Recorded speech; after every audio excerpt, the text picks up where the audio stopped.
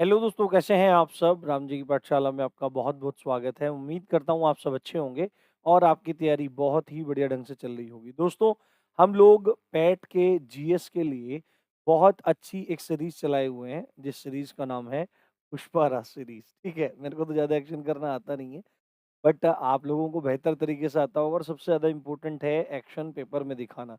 Pushpa Raj series नाम रखने का कारण यही था कि पुष्पराज कहता है ना, झुकेगा नहीं साला, तो आपको भी झुकना नहीं है। तो इसी तरह से आपको मैं क्वेश्चन्स की प्रैक्टिस करा रहा हूँ, जिससे आपका माइंडसेट वैसा बन जाए और आपके फैक्ट भी बूस्ट हो जाएँ, क्योंकि यूपी ट्रिपल एससी सबसे ज़्यादा अगर किसी चीज़ पे ध्यान देता है, तो वो फैक्ट्स पे ध्यान देता है। आज 5वाँ सेट है और अल्टरनेट डेज़ पर हम इसको कर रहे हैं। आप में से काफ़ी सारे लोग ये भी कह रहे थे कि रोज़ इसको कराओ, तो देखो थोड़ा टाइपिंग-वाइपिंग कराना पड़ता है यार, बहुत चीज़ें होती हैं, है ना? बहुत चीज़ें मेंटेन करनी पड़ती हैं, तो अभी इतने से काम चलाते रहो। बाकी अपना प्यार जितना ज़्यादा आप दोगे, तो फिर और भी ये चीज़ें सरल हो जाएँगी और बहुत सारी चीज़ें इनके साथ में जुड़ी होती हैं। तो बिना देरी किए हम लोग शुरू करेंगे। क्या आप तैयार हो? यदि आप तैयार हो, तो यहाँ पे एक लाइक का बटन है, उसको एकदम प्यार की थपकी दे दो और अपने दोस्तों के साथ इस क्लास को शेयर ज़रूर करो, क्योंकि बहुत अच्छी क्लासेस ये आपके लिए चल रही हैं। पहला प्रश्न है हमारा, यहाँ पर देखिए, 7वीं शताब्दी के प्रारंभ के साथ, यानी कि जब 7वीं शताब्दी शुरू हुई, थानेश्वर और कन्नौज के सिंहासन पर कौन विराजमान हुआ था? है ना? यानी कि थानेश्वर, है ना? और कन्नौज, इन जगहों को राजधानी बनाने वाला व्यक्ति कौन था? तो थानेश्वर और कन्नौज जिस व्यक्ति की राजधानी बनी है, वह व्यक्ति है हर्षवर्धन। ठीक है? हर्षवर्धन, हर्षवर्धन के बारे में आपने सुना होगा। हर्षवर्धन के समय में ही एक यात्री आया था, जिस यात्री का नाम था ह्वेन-सांग। क्या था? ह्वेन-सांग। डायरेक्टली क्वेश्चन भी पूछा जाता है कि ह्वेन-सांग किसके समय में भारत आया था? तो आप बोलेंगे हर्षवर्धन के समय में ह्वेन-सांग वापस मतलब इंडिया आया था। और क्यों आया था? क्योंकि इसको नालंदा विश्वविद्यालय में क्या करना था? अपना अध्ययन करना था, अपनी पढ़ाई करनी थी। तो आपसे अगर सीधे प्रश्न पूछा जाए कि 7वीं शताब्दी के प्रारंभ के साथ थानेश्वर और कन्नौज के सिंहासन पर कौन बैठा? तो आप बोल देंगे हर्षवर्धन बैठा था। उसके बाद अगला प्रश्न है, भारत में फ्रांसीसी उपनिवेश की राजधानी क्या थी? है ना? भारत में फ्रांसीसी जो उपनिवेश था, उपनिवेश का मतलब क्या होता है? सीधे-सीधे गुलाम से होता है। देखो, भारत में ऐसा नहीं है कि केवल और केवल अंग्रेज आए। सबसे पहले तो पुर्तगाली आए थे, ठीक है? और सबसे अंत में यदि कोई आया, तो सबसे अंत में आने वाले थे फ्रांसीसी, है ना? फ्रांसीसियों ने सन 1664 में, कब? सन 1664 में आप अपनी फ्रांस की जो ईस्ट इंडिया कंपनी थी, उसका गठन भारत में किया। और जब भी किसी ईस्ट इंडिया कंपनी का गठन हुआ, चाहे सामान्यतः हम ईस्ट इंडिया कंपनी का संदर्भ ब्रिटिश ईस्ट इंडिया कंपनी से मानते हैं, परंतु ईस्ट इंडिया कंपनी, है ना? ईस्ट इंडिया कंपनी, ये पूरा जो भी विदेशी कंपनियाँ आई, उन्होंने ईस्ट इंडिया कंपनी के नाम से ही भारत में अपनी कंपनियों की स्थापना की। तो सबसे पहले पुर्तगाली आए, सबसे बाद में फ्रांसीसी आए। फ्रांसीसियों ने सन 1664 में फ्रांस की ईस्ट इंडिया कंपनी की शुरुआत की और अपनी औपनिवेशिक राजधानी, है ना? जो अपनी उपनिवेश की राजधानी बनाई, भारत में अपनी राजधानी बनाई, वो बनाई क्या? आपकी पुदुचेरी। कौन-सी? पुदुचेरी को बनाया गया। ठीक है। अगला प्रश्न है हमारा, शेरशाह की महानता किसमें निहित है? जो शेरशाह सूरी था, उसकी महानता के बारे में बात की जाती है। देखो, यदि आपके सामने शेरशाह सूरी का नाम लिया जाता है, तो सबसे पहले आपके दिमाग में क्या आता है? सबसे पहले आपके दिमाग में ग्रांड ट्रक रोड आता है। क्या आता है? ग्रांड ट्रक रोड, ठीक है। ग्रांड ट्रक रोड आता है ना? जीटी रोड आपके दिमाग में आता है। और जीटी रोड की बात यदि हमारे दिमाग में आती है, तो किस प्रकार का है? श्रेष्ठ जनरल होना? नहीं, ऐसा कुछ नहीं है। धर्मनिरपेक्ष अभिवृत्ति? ऐसा भी कुछ नहीं है। हुमायूँ पर जीत? ऐसा भी कुछ नहीं है। जबकि ये आपको क्या चीज़ दिखाई दे रहा है? ये आपको प्रशासनिक सुधार की तरह से चीज़ें दिखाई दे रही हैं। तो शेरशाह की महानता के बारे में जब चीज़ें आती हैं, तो ये प्रश्न है, ठीक है?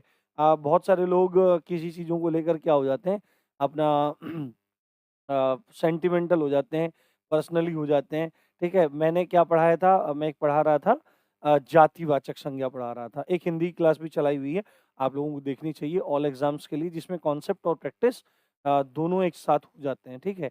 वो भी अभी अल्टरनेट डेज़ पे चल रही है, उसको रेगुलर कंटिन्यू चालू करेंगे, इस वीडियो के बाद वो भी जाएगी। तो उसमें ब ये बात थी कि जयचंदो, है ना? जयचंदो जो है वो कैसी मतलब संज्ञा है?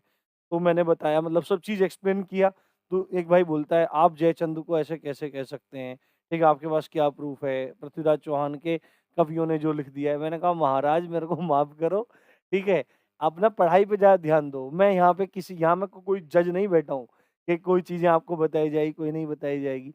जो ऐतिहासिक दृष्टि से बात है, वही लोकोक्तियों में चली आई है और उसके मायने भी वैसे ही हो गए हैं। तो यहाँ पर कभी कोई कहने लगे कि भाई तुम तो मुस्लिम राजाओं की तारीफ़ कर रहे हो, ये वो फलाना-ढिमका, तो ये क्वेश्चन है पेपर का, ठीक है? तो यहाँ पर उसी चीज़ को आपको ध्यान रखना चाहिए। अगला प्रश्न है हमारा, औपनिवेशिक भारत में भारतीय विधवाओं के लिए शारदा सदन, है ना? शारदा सदन स्कूल की स्थापना किसने की थी? देखो औपनिवेशिक भारत कहने का मतलब है कि गुलाम भारत, है ना? जब भारत एक उपनिवेश था, एक कॉलोनी था किसका? ब्रिटेन का, ठीक है? उस समय जो विधवा महिलाएँ थी ना, विधवा थी, उनके लिए एक इनिशिएटिव शुरू किया गया था शारदा सदन। कौन-सा? शारदा सदन था, एक स्कूल था, जिसमें इन विधवा महिलाओं के उत्थान के लिए मतलब कार्य होता था। अब इस शारदा सदन को शुरू करने वाला कौन था? इस शारदा सदन को शुरू करने वाली एक महिला थी जिनका नाम था रमाबाई। कौन थी? रमाबाई। रमाबाई ने रमाबाई कौन थी? एक सामाजिक कार्यकर्ती थी, है ना? सामाजिक कार्यकर्त्री कार्यत्री, ठीक है? ये सब रूल्स मैंने आपको पढ़ाए हैं, ठीक है? ये क्या है? यहाँ पे लिंग का परिवर्तन है ये, है ना? कार्यकर्ता और कार्यकर्त्री। तो ये हो जाएगा, कार्यकर्त्री थी, समाज सुधारक थी पंडिता रमाबाई और उन्होंने सन 1889 में कब? सन 1889 में शारदा सदन की स्थापना की थी। ये बात आपको ध्यान रखनी चाहिए। ठीक है, अगला प्रश्न है हमारा, किस दिल्ली के सुल्तान ने, है ना, कठोर नीति अपनाई? ठीक है, अब आपको एकदम से याद आएगा यार कठोर नीति है तो अलाउद्दीन खिलजी है, पर इसका आंसर ये नहीं है। ठीक है, बलबन नहीं, ठीक है, आपका इल्तुतमिश नहीं, गयासुद्दीन तुगलक नहीं। ठीक है, तो कौन सा है सर? कोई सा तो इसमें से बताओ। तो इसका उत्तर आपका क्या हो जाएगा? इसका उत्तर आपका हो जाएगा बलबन। क्या हो जाएगा? इसका उत्तर आपका हो जाएगा बलबन। बलबन ने क्या काम किया? बलबन ने एक बहुत कठोर नीति अपनाई, बहुत कठोर नीति अपनाई। इसकी जो नीति कहलाई वह लौह एवं रक्त नीति कहलाई। क्या कहलाई? लौह एवं रक्त नीति। यानी कि इसके यहाँ पर जो न्याय होता था, है ना? जो जस्टिस होता था, वो भेदभाव रहित होता था। भेदभाव रहित होता था, ठीक है? और प्लस वो न्याय कैसा होता था, उस न्याय में यदि किसी को दंड दिया जाता था, तो बहुत ही कठोर दंड दिया जाता था।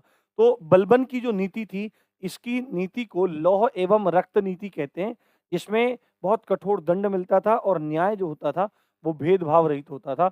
इसीलिए इसको क्या कहा जाता है? दिल्ली का ऐसा सुल्तान जिसकी कठोर नीति जिसने अपनाई। ठीक है? अब ये 5 प्रश्न हमारे इतिहास के हो गए। अब 5 प्रश्न है हमारे भारतीय राष्ट्रीय आंदोलन के। भारतीय राष्ट्रीय आंदोलन के 5 प्रश्न हैं। पहला प्रश्न है 1905 ईस्वी में, ये क्वेश्चन मैंने आपको इनडायरेक्टली पहले भी करवा रखा है। 1905 ईस्वी में गोपाल कृष्ण गोखले द्वारा स्थापित प्रसिद्ध समाज सेवी संस्था का क्या नाम था? तो मैंने आपको बताया था कि गोपाल कृष्ण गोखले ने ऐसे लोगों का एक संगठन बनाया बम्बई में। कहाँ पे? बम्बई में एक ऐसा संगठन बनाया जो लोग क्या करना चाहते थे? समाज सेवा करना चाहते थे, देश सेवा करना चाहते थे, समाज सेवा या क्या करना चाहते थे? देश सेवा करना चाहते थे। ऐसे लोगों ने, है ना, समाज सेवा करना चाहते थे या देश सेवा करना चाहते थे, ऐसे लोगों को जोड़कर एक संगठन बनाया, जिस संगठन का नाम था सर्वेंट्स ऑफ इंडिया सोसाइटी। क्या था? Servants of India society. अब यहाँ पर ये तीनों नाम भी बहुत ज़्यादा ज़रूरी हैं, इनकी डिटेल भी मैं आपको दे देता हूँ। रामकृष्ण मिशन की स्थापना स्वामी विवेकानंद ने की थी। किसने की थी? स्वामी विवेकानंद ने की थी और स्वामी विवेकानंद ने इसकी स्थापना की थी। तत्वबोधिनी की तत्वबोधिनी सभा की स्थापना अगर किसी ने की थी, तो वो थे आपके देवेंद्र नाथ टैगोर। देवेंद्र नाथ टैगोर, ठीक है? देवेंद्र नाथ टैगोर। और आपका जो ब्रह्म समाज था, इसकी स्थापना करने वाले थे राजा राम मोहन राय। कौन थे? राजा राम मोहन राय। तो ये बात आपको ध्यान रखनी है। ब्रह्म समाज के संस्थापक राजा राम मोहन राय, तत्वबोधिनी सभा के संस्थापक आपके देवेंद्र नाथ टैगोर, रामकृष्ण मिशन के आपके संस्थापक विवेकानंद और सर्वेंट्स ऑफ इंडिया सोसाइटी के संस्थापक आपके गोपाल कृष्ण गोखले। अगला प्रश्न है हमारा ये कि भारत की स्वतंत्रता के समय इंग्लैंड का प्रधानमंत्री कौन था? है ना? इंग्लैंड का प्रधानमंत्री कौन था? तो इंग्लैंड का प्रधानमंत्री आपका था क्लीमेंट एटली। कौन था? क्लीमेंट एटली। क्लेमेंट एटली ने क्या काम किया था? क्लेमेंट एटली ने आपके 4 जुलाई को, कब? 4 जुलाई 1947 को ब्रिटेन की जो पार्लियामेंट थी, उस पार्लियामेंट में एक बिल पेश किया, जो बिल किससे रिलेटेड था? भारत की स्वतंत्रता से संबंधित था। ठीक है? भारत की स्वतंत्रता से संबंधित था और इस बिल का कोई यदि आधार था, तो वो थी भारत में बैठे माउंटबेटन, जो लॉर्ड माउंटबेटन थे, उनकी योजना। माउंटबेटन योजना के आधार पर 4 जुलाई 1947 को एक बिल पारित किया गया, जिसमें ये कहा गया कि भारत को बहुत जल्दी आज़ाद कर दिया जाएगा। ठीक है? भारत को बहुत जल्दी आज़ाद कर दिया जाएगा। ये बात आपको इसमें बहुत अच्छे से याद रखनी है। ठीक है? अगला प्रश्न है हमारा, गांधी जी किसे अपना राजनीतिक गुरु मानते थे? बहुत इंपॉर्टेंट है। तो गांधी जी गोपाल कृष्ण गोखले को अपना राजनीतिक गुरु मानते थे और गोपाल कृष्ण गोखले एक समाज सुधारक व्यक्ति थे। ठीक है? एक सामाजिक व्यक्ति थे, एक नेता थे और कहाँ से मतलब बिलॉन्ग करते थे? महाराष्ट्र से बिलॉन्ग करते थे। ठीक है? महाराष्ट्र। तो महाराष्ट्र के एक अच्छे नेता थे गोपाल कृष्ण गोखले। इन्हें ही गांधी जी ने अपना राजनैतिक गुरु माना। अगला प्रश्न है हमारा, भारतीय राष्ट्रीय कांग्रेस के सर्वप्रथम मुस्लिम अध्यक्ष कौन थे? तो भारतीय राष्ट्रीय कांग्रेस के सर्वप्रथम यदि कोई मुस्लिम अध्यक्ष बने, तो वो बने आपके बदरुद्दीन तैयब जी। और बदरुद्दीन तैयब जी प्रथम क्या थे? प्रथम आपके मुस्लिम अध्यक्ष हुए आईएनसी के, इंडियन नेशनल कांग्रेस के। आईएनसी, इंडियन नेशनल कांग्रेस, भारतीय राष्ट्रीय कांग्रेस, इसके प्रथम मुस्लिम अध्यक्ष हुए। और अगर बात की जाए कि कौन से वे, तो तीसरे अध्यक्ष बने। कौन से? थर्ड थर्ड अध्यक्ष बने। तो पहले मुस्लिम और तीसरे अध्यक्ष बने कौन? बदरुद्दीन तैयब जी। अगला प्रश्न है हमारा, है ना, हिंद स्वराज नामक पुस्तक के लेखक कौन है? ये क्वेश्चन पहले भी आ चुका है। तो हिंद स्वराज पुस्तक के लेखक कौन है आपके? मोहनदास करमचंद गांधी, यानी गांधी जी। गांधी जी ने सन 1909 में अफ्रीका की यात्रा के दौरान, कहा? अफ्रीका की यात्रा के दौरान क्या किया था? गुजराती भाषा में इस पुस्तक को लिखा। गुजराती भाषा में इस पुस्तक को लिखा और किल्डोनन कैसल, ये नाम पूछा जाता है। किल्डोनन कैसल नाम का एक जहाज था, पानी का जहाज था, ये शिप था। इस शिप पर बैठकर ही क्या किया गया? इस शिप पर बैठकर ही इस पुस्तक की रचना की गई, मोहनदास करमचंद गांधी, यानी कि गांधी जी के द्वारा। ठीक है? बात समझ में आई आपको? अब अगला प्रश्न है हमारा भूगोल से। ठीक है? अगला प्रश्न है हमारा भूगोल से। क्या कहता है कि पृथ्वी के वायुमंडल की किस परत में ओजोन परत पाई जाती है? ना, आपको पता होगा कि जो हमारा वायुमंडल है उसमें परतें आती हैं, क्षोभ मंडल, समताप मंडल, मध्य मंडल, है ना, आयन मंडल और बहिर्मंडल। ये इस तरह नीचे से ऊपर तक का क्रम है। तो आपको पता है कि एक ओजोन लेयर पाई जाती है, O3 कहते हैं ओजोन को। तो ये ओजोन लेयर जो होती है, ये क्या काम करती है? सूर्य से क्या होता है? जो सूर्य है, सूर्य से धरती पे क्या आती है? किरण आती है और इन्हीं किरणों में एक आपका रेडिएशन रहता है, यूवी रेडिएशन। क्या रहता है? UV radiation. यूवी मतलब अल्ट्रावायलेट रेज़, पराबैंगनी किरणें। और यदि पराबैंगनी किरणों के संपर्क में मनुष्य या कोई भी जीव या कोई भी जंतु या कोई भी पशु, पेड़-पौधा आता है, तो उसमें म्यूटेशन तक हो जाने का खतरा है और वो भयंकर रोग उत्पन्न कर देने की बात है। तो ये क्या काम करती है? ये क्या काम करती है ओज़ोन लेयर? जैसे ये पृथ्वी है, तो ये चारों तरफ वायुमंडल है, तो ये ओज़ोन लेयर यहाँ रहती है और जैसे ही सूर्य से प्रकाश आता है, तो जो आवश्यक प्रकाश किरणें होती है उनको आने देती है, परंतु जो यूवी रेज़ होती है उनको कुछ को तो अवशोषित कर लेती है और बाकी को क्या कर देती है? रिफ्लेक्ट कर देती है, परावर्तित कर देती है और धरती तक ना के बराबर पराबैंगनी किरणों को आने देती है। ठीक है? तो अब पूछा जा रहा है कि जो ओज़ोन लेयर है, ये कौन से मंडल में पाई जाती है? तो आपको सीधे याद रखना है, ये समताप मंडल में पाई जाती है, ये स्ट्रेटोस्फेयर में पाई जाती है। क्या? आपकी ओज़ोन लेयर। अगला प्रश्न है हमारा ये वाला, निम्नलिखित में से कौन-सी नदी दक्षिण भारत की सबसे लंबी नदी है? तो दक्षिण भारत की यदि सबसे लंबी नदी की बात की जाए, तो दक्षिण भारत की सबसे लंबी नदी है गोदावरी। गोदावरी नदी जो है, वो त्र्यंबकेश्वर त्र्यंबकेश्वर त्रयंबकेश्वर, है ना? त्रयंबकेश्वर से निकलती है और आपकी बंगाल की खाड़ी में जाकर विलय हो जाती है। बंगाल की खाड़ी में जाकर गिर जाती है और लगभग-लगभग आप अगर बात करें तो लगभग 1450 किलोमीटर की दूरी यह तय करती है। कितनी? 1450 किलोमीटर की दूरी यह तय करती है और इसी कारण से एक बात है, ये मतलब बहुत पवित्र भी मानी जाती है ये गोदावरी नदी, इसलिए इसको दक्षिणी गंगा भी कहा जाता है। क्या कहते हैं? दक्षिणी गंगा, ठीक है? देखो दक्षिण की गंगा कहा जाता है, देखो 2 चीज़ हैं, एक जो आपकी कावेरी नदी है, कौन-सी? कावेरी नदी है, इसको कहा जाता है दक्षिण की गंगा, है ना? दक्षिण की गंगा। आपको इन चीज़ों में अंतर पता होना चाहिए। एक है दक्षिणी गंगा और एक है दक्षिण की गंगा। यानी कि अभी आपके उत्तर भारत में कौन बहती है? गंगा बहती है ना? पवित्र नदी है। हिंदू धर्म बहुत पवित्र नदी मानते हैं, है ना? तो जैसा स्थान उत्तर में गंगा का है, उसी चीज़ को, उसी महत्व को दर्शाने के लिए कावेरी को बोला गया है कि भाई ये दक्षिण की गंगा है ना? कि दक्षिण भारत की गंगा है ये। यानी कि उत्तर भारत में जो स्थान गंगा का है, दक्षिण भारत में वही स्थान कावेरी का है। ये अर्थ निकलता है कहने का दक्षिण की गंगा। परंतु यदि बात की जाए गोदावरी के बारे में, तो गोदावरी को कहा जा रहा है दक्षिणी गंगा, है ना? क्या कहा जा रहा है? दक्षिणी गंगा। यानी कि एक गंगा का भाग ऐसा भी है जो दक्षिण की तरफ बहता है। यानी कि ऐसा नहीं है कि गंगा बस सीधे निकल के चली गई और बंगाल की खाड़ी में बांग्लादेश से होते हुए गिर गई। नहीं, जो प्रभाव आपका उस उनका गंगा जी का है, वही प्रभाव आपका गोदावरी का है। उसी से संबद्ध करते हुए यहाँ पर कावेरी में तो तुलना हो रही है ना? समानता दिखाई जा रही है कि भाई जो स्थान उसका है, वही स्थान इसका है। परंतु यहाँ पर दक्षिणी गंगा कही जा रही है, तो गंगा और गोदावरी को अभेद मान रहे हैं बिल्कुल, है ना? जैसे रूपक अलंकार में होता है ना, अभेद मान लिया, तो अभेद जैसा हो गया कि गंगा और गोदावरी में कोई अंतर नहीं है, वो उत्तरी गंगा है, तो ये दक्षिणी गंगा है। और यहाँ पर क्या हो गया, कावेरी और गंगा में क्या हो गया, यहाँ पे उपमा अलंकार हो गया, यानी कि तुलना हो गई। भाई वो उत्तर की जिस प्रकार उत्तर भारत में गंगा है, उसी प्रकार दक्षिण भारत में कावेरी है। अंतर समझ में आ गया होगा, तो ये बात है गोदावरी के साथ। अगला प्रश्न है हमारा, अगला प्रश्न है हमारा, क्या कहता है? सबसे छोटा महासागर कौन-सा है?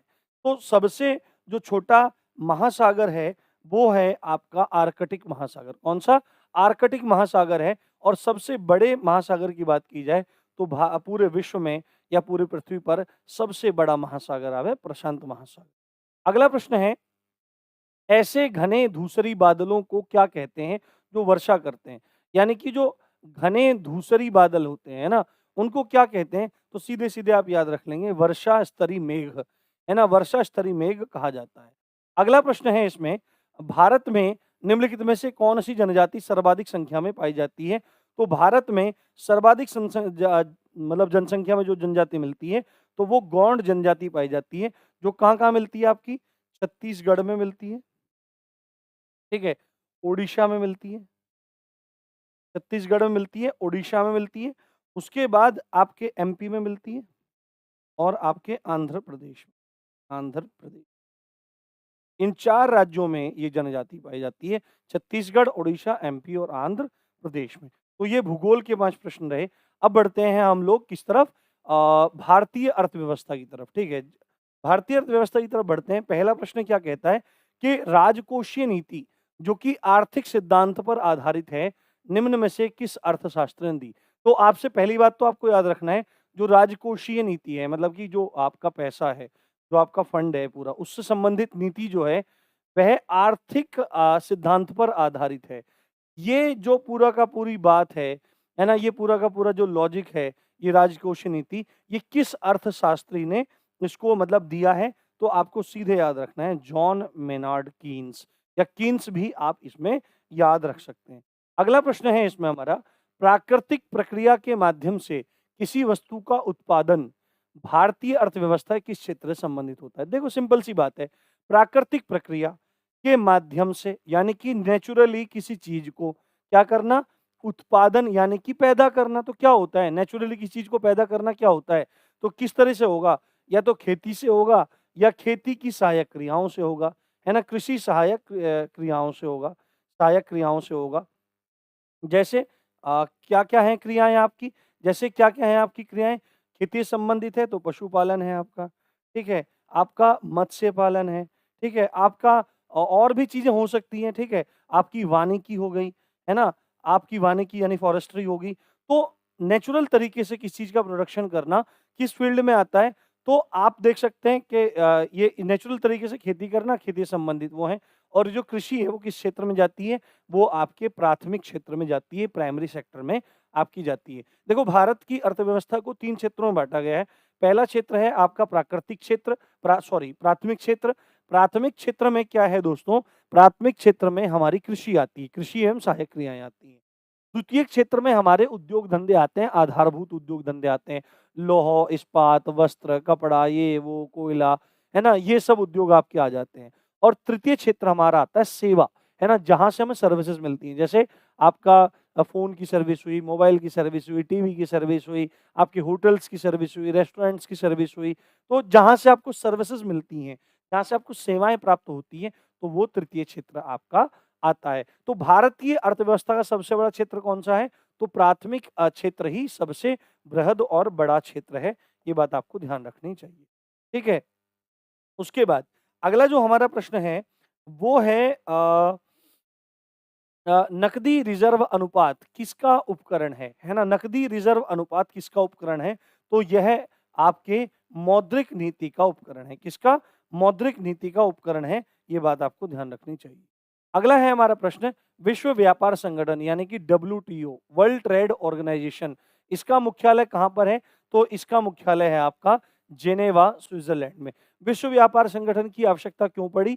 तो विश्व व्यापार संगठन की आवश्यकता इसलिए है क्योंकि पूरे विश्व में व्यापार होता है तो कोई अनुचित तरीके से, कोई गलत तरीके से, कोई मतलब इल्लीगल तरीके से व्यापार ना करे, किसी को धोखा ना दे, ऐसा है। उन सब पर निगरानी रखने के लिए और उनको रूल्स प्रदान करने के लिए, रूल को देखने के लिए, उसको रेगुलेट करने के लिए एक डब्ल्यूटीओ, एक विश्व व्यापार संगठन बनाया गया है, जिसका मुख्यालय जेनेवा, स्विट्ज़रलैंड में है। और इसके बारे में 1-2 चीज़ें मैं आपको और भी बता देता हूँ। इसकी स्थापना जो हुई थी, वो 1995 में हुई। कहाँ पे हुई थी? 1995 में हुई थी। ये आपको ध्यान रखना है।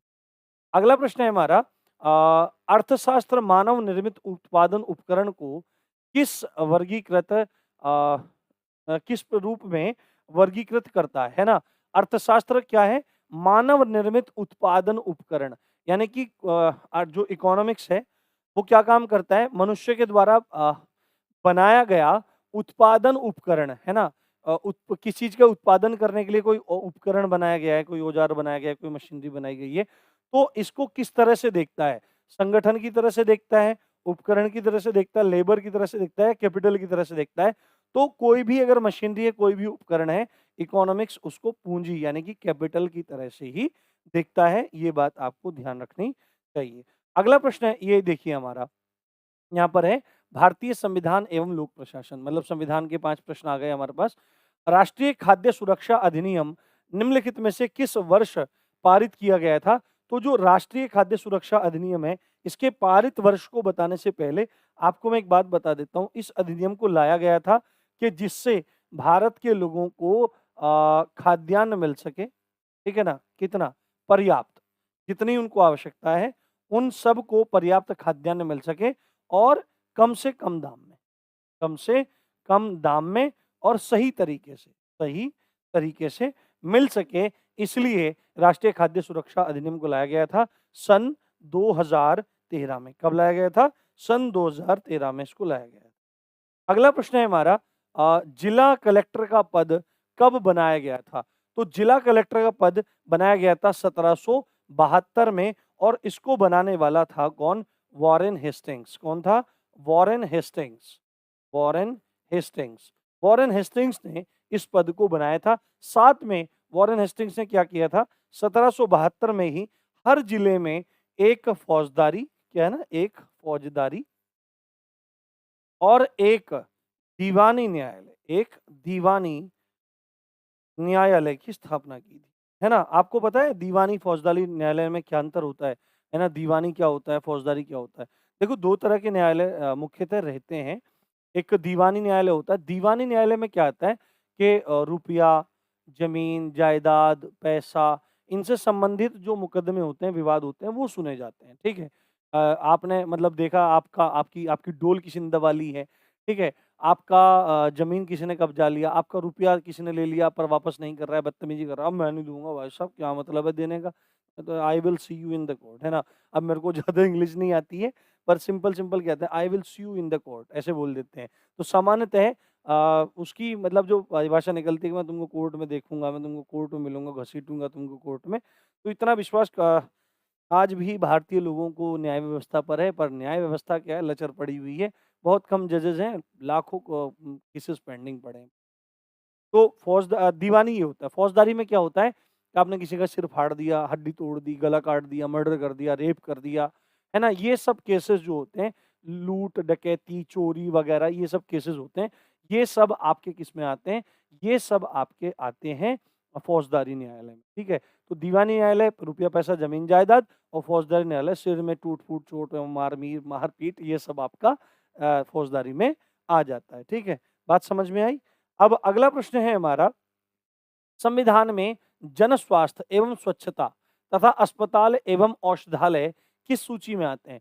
देखो पब्लिक हेल्थ पूछा जा रहा है कि भाई जो संविधान है उसमें जो ये पब्लिक हेल्थ है ना? आपका सैनिटेशन है, आपका हॉस्पिटल्स है और आपका क्या है, आपके डिस्पेंसरीज़ हैं। ये जो टॉपिक्स हैं, ये जो सब्जेक्ट्स हैं, ये कौन-सी लिस्ट में आते हैं? ये आपकी संघ सूची में आते हैं या आपके राज्य सूची में आते हैं या आपके समवर्ती सूची में आते हैं। इतना अंतर आपको पता होगा। संघ सूची वो है जिसमें निहित विषयों पर केंद्र सरकार कानून बना सकती है। राज्य सूची वो है जिन पर राज्य सरकार कानून बना सकती है। समवर्ती सूची में वो विषय हैं जिन पर केंद्र और राज्य दोनों सरकारें कानून बना सकती हैं। तो जन स्वास्थ्य, स्वच्छता, अस्पताल एवं औषधालय आपके राज्य सूची के विषय होते हैं। ये बात आपको ध्यान रखनी चाहिए। अगला प्रश्न है हमारा यहाँ पर, जिला न्यायाधीश किसके नियंत्रण के अधीन होता है? तो जिले का जो न्यायाधीश होता है ना? जिसको हम बोल देते हैं क्या? डिस्ट्रिक्ट जज, है ना? डिस्ट्रिक्ट जज बोल देते हैं या इसको बोला जाता है सत्र न्यायाधीश। क्या बोलते हैं? सत्र न्यायाधीश, सत्र न्यायाधीश, सत्र न्यायाधीश बोला जाता है, ठीक है ना? सत्र न्यायाधीश बोल जाता है सेशन सेशन जज, सेशन जज बोला जाता है। ठीक है? अब आपको लगेगा सर जिला जज तो बोलना ठीक है, पर सेशन जज ये सत्र न्यायाधीश क्यों नाम इनका पड़ा हुआ है?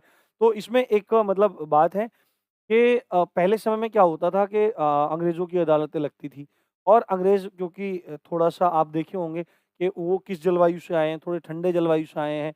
उनका जो देश है वो उत्तरी ध्रुव के पास है भारत की अपेक्षा में, है ना? तो वो यहाँ आते हैं, उनको गर्मी लगती है, तो वो क्या काम करते हैं अपनी राजधानी को शिमला शिफ्ट करते हैं पहाड़ों में जहाँ ठंड रहती है।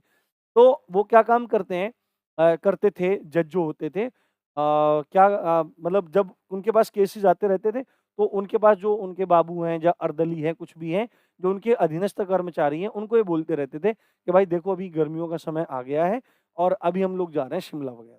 ठीक है, शिमला वगैरह हम जा रहे हैं और जब केसेस पेंडिंग हो जाएँ तो मेरे को सूचना दे देना, मैं एक सेशन लगा के सबकी सुनवाई करके सबका निपटारा कर दूँगा। तो वहाँ से जब केसेस पेंडिंग हो जाते थे और मतलब फिर जज साहब को सूचना दी जाती थी कि सर केसेस आ गए हैं, आप आइए, आप सुनवाई कर लीजिए। तो वहाँ से ठंडे इलाकों से जज उतर के आते थे, सेशन अपने लगाते थे और सेशन लगाने के साथ में सब मामले निपटा के फिर से वापस चले जाते थे। तो क्योंकि उन्होंने सेशन लगाया, पर आज ऐसी व्यवस्था नहीं है, आज तो लगातार सुनवाई होती है। क्योंकि उन्होंने ये प्रथा चालू की, इसलिए जो जिला में जो जज बैठते थे, उनको सत्र न्यायाधीश या आपका सेशन जज भी कहा जाता है। तो जो जिला न्यायाधीश होता है, वो किसके अधीन होता है? वह उच्च न्यायालय के अधीन होता है, क्योंकि क्या होता है कि जो न्यायाधीश होता है, इसको सबसे बड़ी जो पावर होती है, वो मृत्युदंड तक देने का अधिकार है ना? मृत्युदंड तक देने का अधिकार है अकॉर्डिंग टू सीआरपीसी। परंतु ये स्वच्छंद नहीं है इस चीज़ में। वो क्या करेगा? नियुक्ति नियुक्ति कौन करता है जिला न्यायाधीश की? वो करते हैं राज्यपाल महोदय। कौन करते हैं? राज्यपाल महोदय करते हैं। जो हाई कोर्ट है और जो सुप्रीम कोर्ट है, इनके जजेस की नियुक्ति करते हैं राष्ट्रपति। परंतु जो जिला न्यायालय हैं, इनके जजेस की नियुक्ति करते हैं राज्यपाल। तो एक बात ये है, यदि जिला न्यायाधीश क्या करना चाहता है, यदि जिला न्यायाधीश मृत्युदंड देना चाहता है तो दे सकता है, परंतु उसको हाई कोर्ट की परमिशन लेनी पड़ेगी। हाई कोर्ट को सुपरविज़न के लिए मामले को भेजना पड़ेगा। जब हाई कोर्ट की क्या आ जाएगी, वहाँ से पूरी मतलब स्वीकृति आ जाएगी, तुमने सही फैसला दिया है, तो वहाँ से फिर उस व्यक्ति को मृत्युदंड दे दिया जाता है। तो न्यायाधीश किसके अधीन, जिला न्यायाधीश किसके अधीन रहता है? तो उच्च न्यायालय के अधीन ये रहता है। ठीक है। अगला हमारा प्रश्न है सामाजिक न्याय। देखो आपने एक चीज़ देखी होगी, जो हमारा भारतीय संविधान है, भारतीय संविधान की जो प्रस्तावना है, उसमें 3 प्रकार के न्यायों का ज़िक्र है। जिसमें बोला जाता है सामाजिक न्याय, राजनैतिक न्याय और आर्थिक न्याय। तो सामाजिक न्याय से क्या अर्थ है? क्या अर्थ निकलता है सामाजिक न्याय का? तो सामाजिक न्याय आपको क्या लगता है?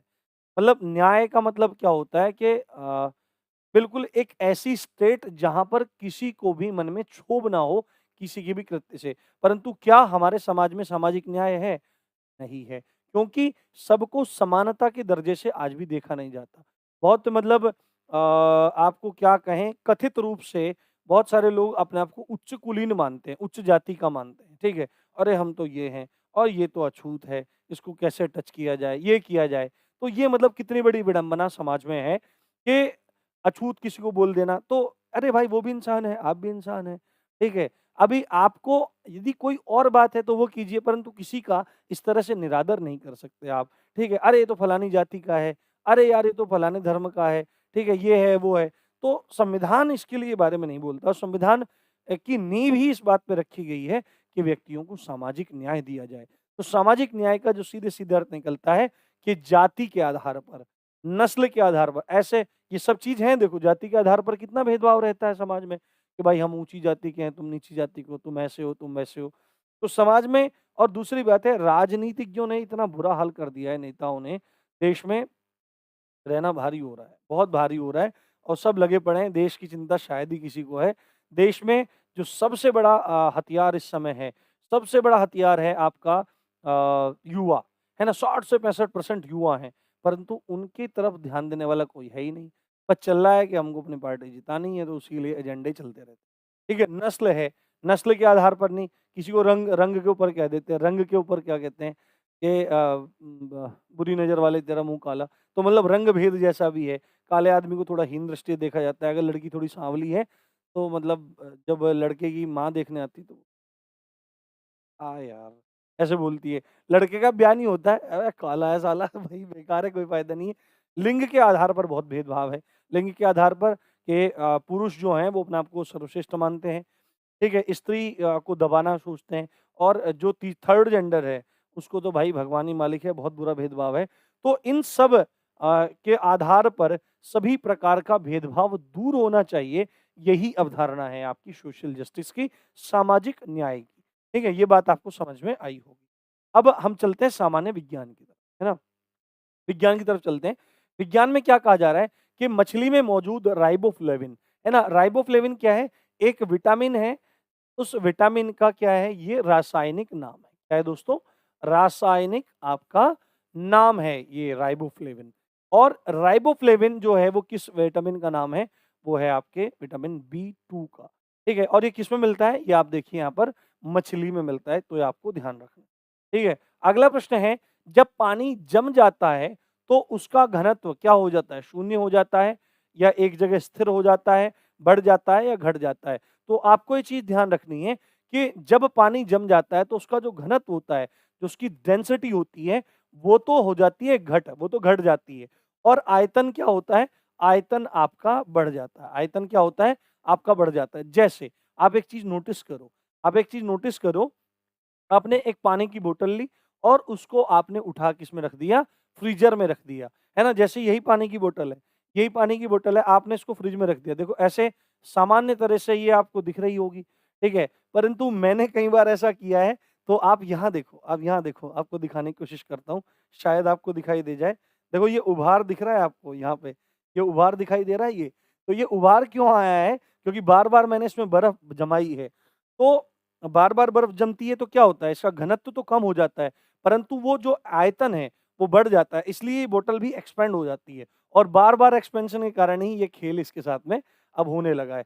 तो जब भी जो जल होता है, जो पानी होता है, वो जमता है, तो घनत्व गिर जाता है और आयतन बढ़ जाता है, ये कॉन्सेप्ट आपको याद रखना है। ठीक है? अगला प्रश्न है, बीसीजी के टीके में सी से क्या अभिप्राय है? तो बीसीजी जो होता है, इसकी फुल फॉर्म होती है बेसिला, बेसिलस भी बोलते हैं लोग, है ना? और बेसिली भी बोलते हैं, है ना? बेस में एक बार सही से लिखता हूँ, बेसिली कैलमेट वेरिन, ये इसका पूरा फुल फॉर्म होता है। बी से होता है बेसिली, ठीक है? उसके बाद सी से होता है कैलमेट और आपके जी से होता है आपका ग्वेरिन। तो ठीक है, और ये एक टीका होता है, ये एक टीका होता है जो टीबी को कंट्रोल करने के लिए यूज़ किया जाता है। टीबी कह सकते हैं, ट्यूबरकुलोसिस कह सकते हैं, यक्ष्मा कह सकते हैं, राजयक्ष्मा कह सकते हैं, तपेदिक कह सकते हैं, क्षय रोग कह सकते हैं, सब टीबी के ही नाम हैं, ये आपको ध्यान रखना चाहिए। तो टीबी को कंट्रोल करने के लिए बीसीजी का टीका लगाया जाता है और इस जी का क्या मतलब होता है, सी का क्या मतलब होता है, आपका कैलमेट होता है।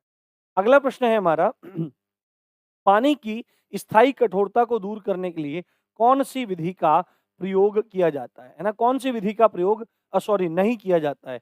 तो आप ये चीज देखिए, आप ये देखिए चीजें कि आपने देखा होगा कि पहले आपके जो घर में नल है या कोई भी है, जो भूमिगत जल आप निकालते हैं, ग्राउंड वाटर आप निकालते हैं, तो पहले तो बड़ा मीठा लगता था, पर अब वो भारी भारी सा लगने लगा है ना? क्योंकि उसमें लवण आ गए हैं, है ना? आपके कैल्शियम वगैरह के इत्यादि के लवण आ जाते हैं। तो आपको पता होगा, आपने भारी जल, मृदु जल वगैरह सब पढ़े होंगे। तो सामान्य सी बात है, अब उसमें जो स्थायी कठोरता आ गई है या अस्थायी कठोरता आ गई है, तो उसको दूर करने के लिए हम क्या करते हैं? आजकल तो हम फ़िल्टर यूज़ कर रहे हैं, परंतु यदि किसी विधियों की बात करें, तो उनमें ये 4 विधियाँ हैं, है ना? जल के शोधन के लिए। कास्टिक सोडा मिलाना, आसवन करना, उबालना और सोडियम कार्बोनेट मिलाना, ठीक है? तो इनमें से वो कौन-सी विधि है जो जिसका यूज़ करके आप उस कठोरता को दूर नहीं कर सकते? देखो, वो विधि है उबालना, है ना? उबालने के माध्यम से आप पानी में जो मतलब गंदगी है, उनको तो आप दूर कर सकते हैं, जो आपके जीवाणु-विषाणु हैं, उनको मार सकते हैं। पर आपकी जो स्थायी या अस्थायी कठोरता है, वह दूर नहीं होती। आप पहले पानी पियो, बाद में पानी पियो, वो सेम ही रहने वाला है। तो उबालना विधि का प्रयोग नहीं होता है। कौन-सी विधि का उपयोग होता है? ज़्यादातर सोडियम कार्बोनेट मिलाना इस विधि का प्रयोग होता है। इससे क्या होता है, जल की चाहे तो स्थायी कठोरता हो या आपकी अस्थायी कठोरता हो, दोनों कठोरताएँ क्या हो जाती हैं, इससे समाप्त हो जाती हैं। कास्टिक सोडा और आसवन विधि भी इसमें प्रयोग की जाती है, परंतु सबसे ज़्यादा जो विधि प्रयोग होती है वो सोडियम कार्बोनेट विधि ही, ठीक है? अगला प्रश्न है, उस नाभिकीय प्रतिक्रिया को क्या कहते हैं, जिसमें द्रव्यमान ऊर्जा में परिणत हो जाता है? ठीक है? जिसमें द्रव्यमान ऊर्जा में परिणत हो जाता है, तो ऐसी अभिक्रिया क्या कहलाती है? एंडोथर्मिक अभिक्रिया कहलाती है ना? एंडोथर्मिक अभिक्रिया कहलाती है। ये आपको पॉइंट इसमें याद रखना है। ये देखिए, अब आगे बढ़ते हैं आपके करंट अफेयर की तरफ, है ना? सामयिकी की तरफ आपके बढ़ते हैं और सामयिकी के प्रश्न बहुत इंपॉर्टेंट हैं और ये लेटेस्ट सारे के सारे क्वेश्चन हैं। ये आपको बहुत अच्छे से याद रखना है। ये आपको बहुत अच्छे से चीज़ों को याद रखना है और समझना है। तो पहला हमारा प्रश्न है, हाल ही में किस राज्य ने सुरक्षा मित्र प्रोजेक्ट लॉन्च किया है? तो सुरक्षा मित्र जो प्रोजेक्ट है, इसको लॉन्च करने वाला राज्य है हमारा केरल। कौन-सा? केरल राज्य में सुरक्षा मित्र प्रोजेक्ट को लॉन्च किया। अगला प्रश्न है हमारा, गुरनैद सेनापति ने मेक्सिको में 2022 आईडब्ल्यूएफ युवा विश्व चैंपियनशिप में भारत के लिए कौन-सा पदक जीता है? तो गुरनैद सेनापति ने इस जो आईडब्ल्यूएफ युवा विश्व चैंपियनशिप है, इसमें भारत के लिए गोल्ड मेडल जीता है, स्वर्ण पदक जीता है। ये आपको बात ध्यान रखनी है। ठीक है? ये बात आपको समझ में आई? अगला प्रश्न है, हाल ही में किसने अंडर 15 एशियाई जूनियर स्क्वैश चैंपियनशिप में स्वर्ण पदक जीता है? तो ये हैं आपके अनाहत सिंह। कौन है? अनाहत सिंह। ये आपको याद रखना है। अगला प्रश्न है हमारा, नीति आयोग के नए मुख्य कार्यकारी अधिकारी यानी कि सीईओ, है ना? नीति आयोग के नए सीईओ किनको नियुक्त किया गया है? तो परमेश्वरन अय्यर को नीति आयोग के नए कार्यकारी सचिव नियुक्त किया। अगला प्रश्न है हमारा, खुफिया ब्यूरो यानी कि इंटेलिजेंस ब्यूरो आईबी के नए प्रमुख यानी कि डायरेक्टर, निदेशक, डायरेक्टर होते हैं, निदेशक होते हैं, के तौर पर किनको नियुक्त किया गया है? तो आई रिटायर्ड आईपीएस ऑफिसर हैं तपन डेका। तपन डेका को आईबी का नया चीफ या प्रमुख नियुक्त किया गया है। ठीक है, ये बात आपको समझ में आ गई होगी। ठीक है, अगला प्रश्न है, हाल ही में किस देश से संबंधित महिला क्रिकेटर रुमेली धर ने अंतर्राष्ट्रीय क्रिकेट से संन्यास ले लिया है? तो ये हैं आपकी रुमेली धर भारत से। कहां से हैं? भारत से हैं। ये बात आपको ध्यान रखना। अगला प्रश्न है हमारा, हाल ही में अंतर्राष्ट्रीय क्रिकेटर्स महासंघ FICA की पहली महिला अध्यक्ष कौन बन गई हैं? तो लीसा स्टारलेकर। लीसा स्टारलेकर को क्या बनाया गया है? अंतर्राष्ट्रीय क्रिकेटर्स महासंघ की पहली महिला अध्यक्ष बनाया गया है। ये बात आपको ध्यान रखनी। अगला प्रश्न है हमारा, प्रतिवर्ष अंतर्राष्ट्रीय विधवा दिवस किस दिन या किस तारीख को मनाया जाता है? तो ये है आपका 23 जून। 23 जून को अंतर्राष्ट्रीय विधवा दिवस आपका मनाया जाता है। अगला प्रश्न है हमारा, एनडीए की परीक्षा पास करने वाली भारत की पहली छात्रा कौन बनी है? देखो अभी-अभी क्या है कि जो आपके मेडिकल वगैरह कोर्स थे, उनमें पहले से महिलाएँ सेना में जाती थी, डॉक्टर वगैरह बनती थी, इंजीनियर्स बनती थी, ऑफिसर बनते थे वो। परंतु एयरफोर्स में भी मतलब ये हो चुका था काम कि लड़कियाँ फाइटर जेट उड़ा रही थी। अवनी चतुर्वेदी का नाम आपने सुना होगा। परंतु भारतीय सेना में युद्धक दस्तों में शामिल होने के लिए, इन्फेंट्री में शामिल होने के लिए भी महिलाओं के नाम को मंजूरी दी गई और पहले जो महिलाएँ होती थी वो एनडीए और आईएमए नहीं जाती थी, केवल ओटीए जाती थी, है ना? ऑफिसर्स ट्रेनिंग एकेडमी चेन्नई जाती थी। ना हमारा भी बहुत मन था सेना में जाने का, अधिकारी बनने का, परंतु क्या है कि सब चीज़ें रहती हैं, ग्रामीण क्षेत्रों में बहुत समस्या रहती हैं। तो इन्हीं समस्याओं को देखते हुए भी राम जी की पाठशाला को शुरू, ठीक है, पर वहाँ नहीं जा पाए, पर बहुत अच्छी जगह अभी हैं और आगे भी जाने वाले हैं। तो जैसे ही मतलब सब चीज़ें और बढ़िया होंगी और 1 मिलियन सब्सक्राइबर होंगे तो आपको बताएँगे, पर 1 मिलियन जल्दी कराओ, तब चीज़ें आपको बताई जाएगी। तो एनडीए का पहली बार एग्ज़ाम हुआ, तो उस एनडीए एग्ज़ाम में पहली बार, इतिहास में पहली बार मतलब वो कौन-सी लड़की है, कौन-सी छात्रा है, जो एनडीए की परीक्षा पास की है, वो है शनन ढाका। आपने इनका नाम सुना होगा, शनन ढाका। शनन ढाका ने एनडीए की परीक्षा पास की है और पहली महिला हैं ये जिन्होंने एनडीए का एग्ज़ाम आपका पास किया है। अगला है हमारा, हाल ही में किसने संयुक्त राष्ट्र में भारत की अगली किसे संयुक्त राष्ट्र में भारत की अगली स्थायी प्रतिनिधि के रूप में नियुक्त किया गया है? तो ये हैं रुचिरा कंबोज, ठीक है? ये आपको याद रखना है, रुचिरा काम्बोज। तो ये हमारे कहाँ तक कितने प्रश्न हो गए? हमारे 10 प्रश्न हो गए आपके करंट अफेयर्स के। अब आपके 10 प्रश्न हैं सामान्य जागरूकता के, जनरल अवेयरनेस के। तो दुधवा नेशनल पार्क आपको पता होगा, दुधवा नेशनल पार्क आपका यूपी में है और यूपी में भी कहाँ पर है? लखीमपुर खीरी।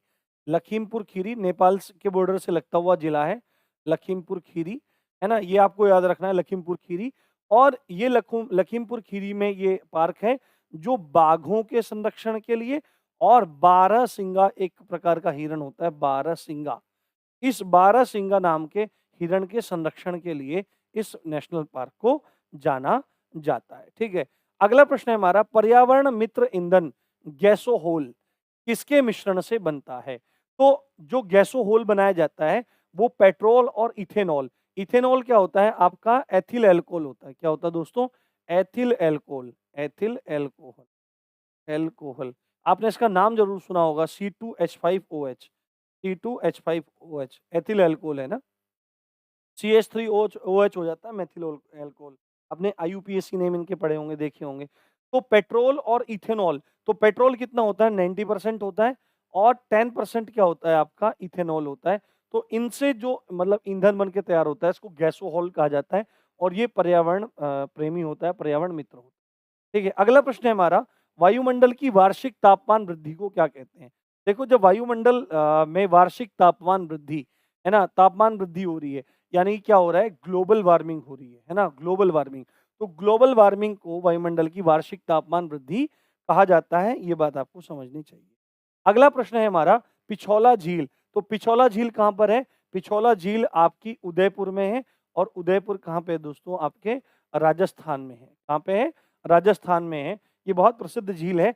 इस झील के अंदर जो मतलब टापू बने हुए हैं, उनमें 2 महल बने हुए हैं। क्या बने हुए हैं? 2 महल बने हुए हैं। काफ़ी मतलब प्रसिद्ध जगह है। उदयपुर तो वैसे ही प्रसिद्ध। अगला प्रश्न है मोसाद। मोसाद कहाँ की राष्ट्रीय गुप्तचर एजेंसी है? मतलब कि कहाँ की एजेंसी है?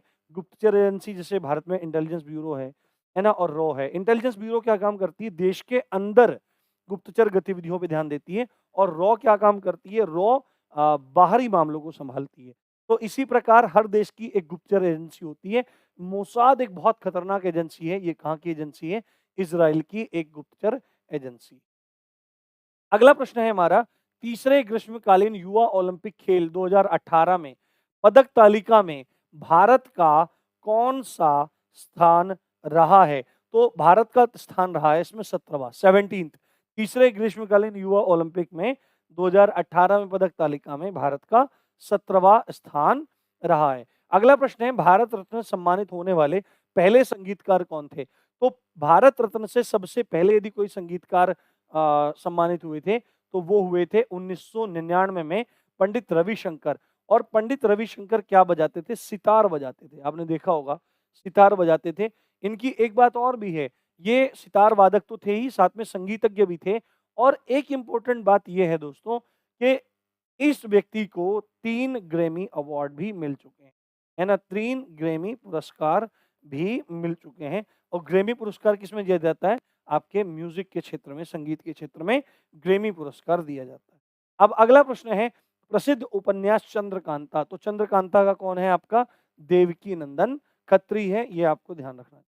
अगला प्रश्न है, यक्षगान, है ना? यक्षगान, यक्षगान कहाँ का लोक नृत्य है? कर्नाटक का लोक नृत्य है यक्षगान। और अंतिम हमारा प्रश्न है, राष्ट्रीय पर्यावरण इंजीनियरिंग अनुसंधान संस्थान कहाँ पर स्थित है? तो ये है आपका नागपुर में। राष्ट्रीय पर्यावरण इंजीनियरिंग अनुसंधान संस्थान कहाँ पर स्थित है? नागपुर में स्थित है। तो ये रहा आपका सेट। आपको उम्मीद है, मुझे उम्मीद है कि आपको अच्छा लगा होगा, समझ में आया होगा। मैं बहुत जल्दी से जल्दी प्रश्न कराने की कोशिश करता हूँ। अगर मेरा बस चले तो मैं इनको 20 मिनट में खत्म कर दूँ और आपका एक अच्छा खासा रिवीजन भी हो जाए, आपको चीज़ें समझ में भी आए। इसी अच्छी बात के साथ आप देख रहे थे राम जी की पाठशाला। मैं हूँ राम भारद्वाज। जय हिंद, जय भारत।